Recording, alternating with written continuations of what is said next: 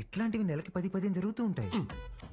ఎన్ని అవమానాలు ఎదురైనా ఆ పనికి వాళ్ళ పొజిషన్కి వెళ్ళి జాబ్ మాత్రం వదల పక్కన. ఓకేరా మేడం. ఇవాళ నా ఫ్రెండ్ బర్త్డే, నన్ను కొంచెం డ్రాప్ చేస్తావా? Definitely madam.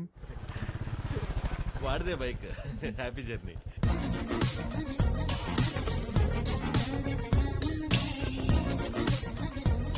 బాయ్ రా. మెట్రోలో పోవడానికి డబ్బులు. ఓ అరే నా దగ్గర కూడా లేవురా. నేనేమన్నా? మీరు ఊరుకోండి మేడం. ఓపెన్ చేయి, మెట్రోకి వెళ్ళి నా పేరు చెప్పి టికెట్ తీసుకో. Okay bye. Okay bye. మెట్రోలో మెట్రోకి వెళ్ళి నీ పేరు చెప్పడం ఏంట్రా? ఆపండి అన్న మీ సాకులు.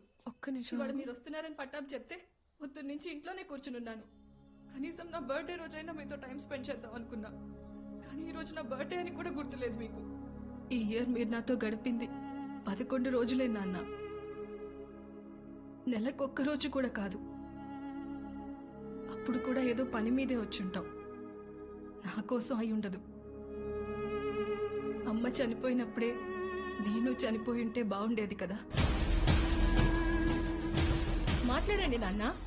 హ్యాపీ బర్త్డే అండి. ఎవరు నువ్వు? ఎవరు పంపారు? ఏంటి సార్ చెప్పలేదా? షాక్ అవుతారేంటి సార్, చెప్పండి. నెల రోజుల నుంచి మేడం మీ నాన్నగారు వస్తుందా రాదా వస్తుందా రాదా అని ఒకటే రచ్చ. సార్ మధ్యాహ్నం ఫోన్ చేసి చెప్పాను కదా sir, Mastan civil supplies always on time sir. మీరు తీసుకోండి మేడం, తీసుకోండి.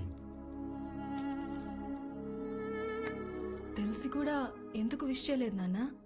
సర్ప్రైజ్ అండి, సర్ప్రైజ్. ఇందులో ఏముంది నాన్న? అది కూడా సర్ప్రైజ్ అండి. ఓపెన్ చేయండి మీరు. హే చిత్ర, రారా. Happy birthday. Thank you. నమస్తే అంకుల్. నమస్తే. బాగుండమ్మా? బాగున్నాను అంకుల్. లోపలికి వెళ్దావా? యా.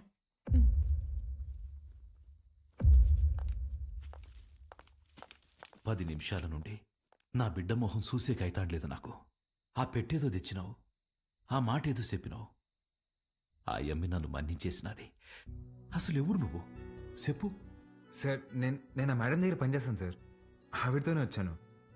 మీ ఇద్దరు కూడా ఆపాలని ఆవిడ తెచ్చిన గిఫ్ట్ మీదని చెప్పి ఇచ్చేసాను సార్. మంచి సాయమే చేసినావప్ప. నాకు నీకేదోటి చేయాలనిపిస్తాండది. రా మందేద్దాం. అయ్యో థ్యాంక్ యూ సార్. లేడీస్ ముందు తాగాను సార్. పర్వాలేదు రాప్పా. సార్ ఇంకోసారి అయితే నిజంగా తాగేసేలా ఉన్నా సార్. వద్దు సార్, నేను బయట ఉంటాను. ఆగప్పా, నీ నంబర్ ఇచ్చిపో. ఇదిగోండి సార్, బాలూన్ ఫీడ్ చేశా. నీకే అవసరం వచ్చినా మీ అమ్మా నాయనల కంటే నాకే ముందు ఫోన్ చేయాలా, సరేనా? సరే సార్, బయట ఉంటాను.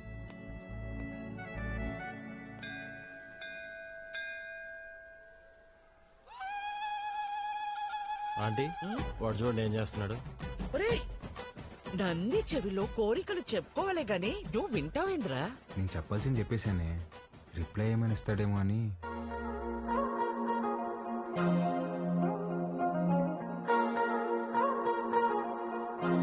Madam madam hi madam. Hi Balu. మీరేంటండి ఇక్కడ?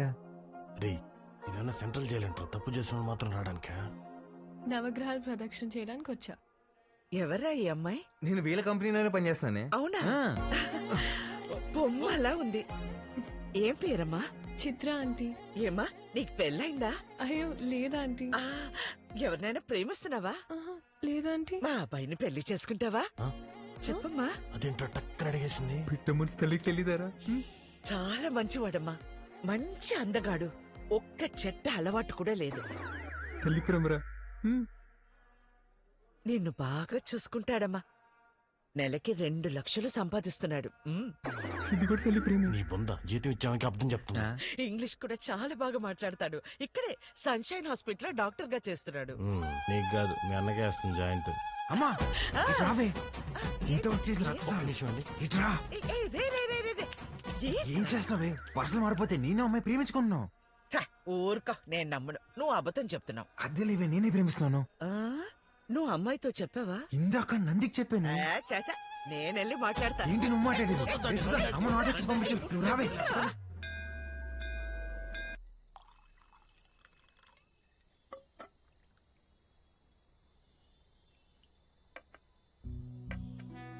సీమకి ఫ్యాక్టరీ దేనికి చూస్తుండానప్పా. మీరు పెడుతున్నారా సార్? మ్మ్హ్. లేదప్పా, జపానోడు పెట్నీకి చూస్తున్నాడు. సీమలో స్థలం ఉండాదని చెప్పి నీకొచ్చిన. ఓ 7,000 మంది దాకా ఉపాధి దొరుకుతాదట. అంటే దగ్గర 30,000 మంది ఆకలి తీరుతాది. చేసేయండి సార్, నా కళ్ళకు మీరు కనిపిస్తున్నారు అంతే. చేసేయండి. మ్మ్. అదే చూస్తాండా, కానీ అడ్డం కొడతాండారు. ఎవరు సార్?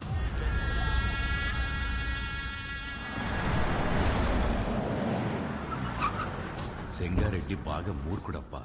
గనులన్నీ విస్తరిస్తూ చుట్టూ ఉన్న భూములన్నీ ఆక్రమిస్తున్నాడు. చివరికి ప్రభుత్వం ఫ్యాక్టరీకి కేటాయించిన స్థలం వరకు వచ్చేసినాడు. దాని గురించి మినిస్టర్కి కంప్లైంట్ చేస్తే నువ్వు పరిధి దాటి ఆక్రమించిన గనులు గుడి మీద ఎంక్వైరీ చేయమని ఒక పెద్ద పుస్తకం రాసి పంపించాడు మీ ఎమ్మెల్యే. వీడు నా బావమరిది. గనులు వీడి పేరు మీద రాసే సంపాదించింది చాలు.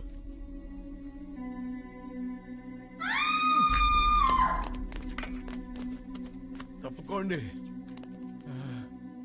గనుల జోలికొచ్చినాడని వాళ్ళ బావమర్దిని నిలువునా సీల్సి పడుకోబెట్టేసినాడు. వాడు మనిషే కాదు సార్. వేసేద్దాం, చంపేద్దాం సార్, చంపేద్దాం. నా శత్రువు నా ఇంటల్లుడే అని మార్చుకోవాలనే గాని చంపుకోలేనప్ప. హాయమ్మి ఓడు పెట్టే హింసని ఓర్సలేక పత్తి దూరి గాయాలతో నా గడప తొక్కేది. చిన్నాయనేడా? ఏమైంది? నిన్నే అడిగేది, చిన్నాయనేడా? కొట్టు దగ్గరున్నాడే.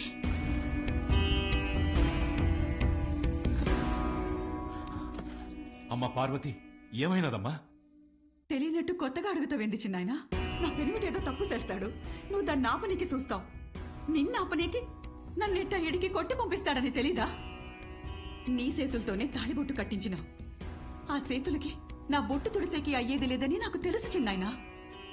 నా పెనిమిటెట్టే బాధల్ని పంటి కింద నమిలి భరించాను.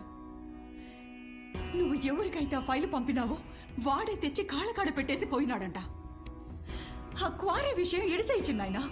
ఇంకో తూరి దెబ్బలతో ఇడికొచ్చే ఓపిక నాకు లేదు.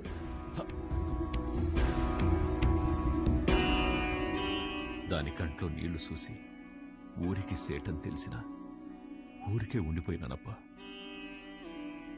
ఒక ఆడపిల్లని అడ్డం పెట్టుకుని ఆడిస్తుంటే మీరు ఆడుతున్నారా? ఇప్పుడు మీరు నాకు కొంచెం తగ్గి కనిపిస్తున్నారు సార్. చంపేయండి సార్ అన్ని.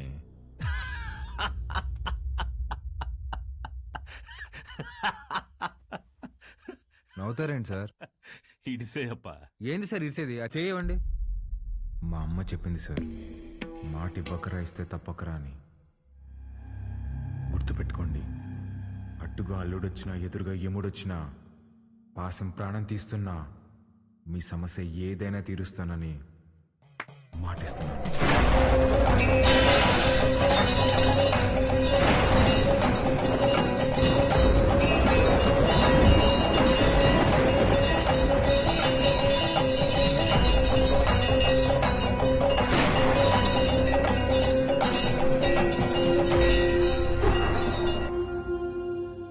నాకన్నా దీనికే బాగున్నాయి కదూ.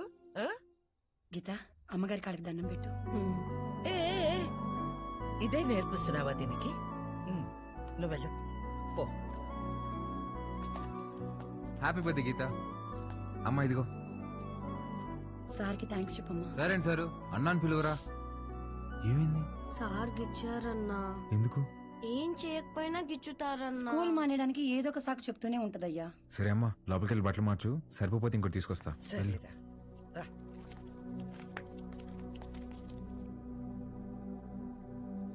పాలు వాడు మనిషా పశువా? చేతి మీదే కాదురా కామ కుక్క.